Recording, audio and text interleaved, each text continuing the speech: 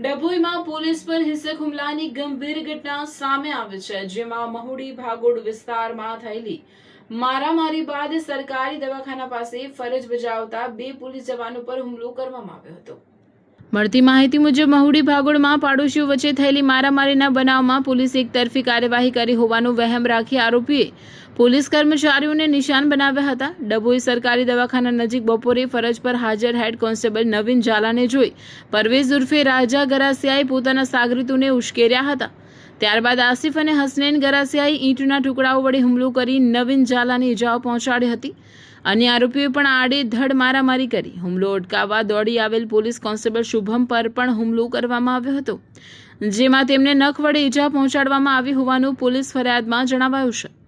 ઘટના બાદ મામલો ડભોઈ પોલીસ મથકે પહોંચ્યો હતો। પોલીસે પરવેઝ ઉર્ફે રાજા સિકંદર ગરાસિયા, આસિફ સિકંદર ગરાસિયા, હસનૈન ઉર્ફે મુંશી સિકંદર ગરાસિયા, સમીર સિકંદર ગરાસિયા, સિકંદર ફકુભાઈ ગરાસિયા, સુહાન બદરુદ્દીન સૈયદ, બદરુદ્દીન કાળુભાઈ સૈયદ સહિત 2 મહિલા અને અન્ય આરોપીઓ મળી કુલ 11 વ્યક્તિઓ સામે સરકારી કામમાં રૂકાવટ અને પોલીસ પર હુમલાનો ગુનો નોંધી પોલીસે તમામ આરોપીઓની ધરપકડ કરી વધુ તપાસ હાથ ધરી છે।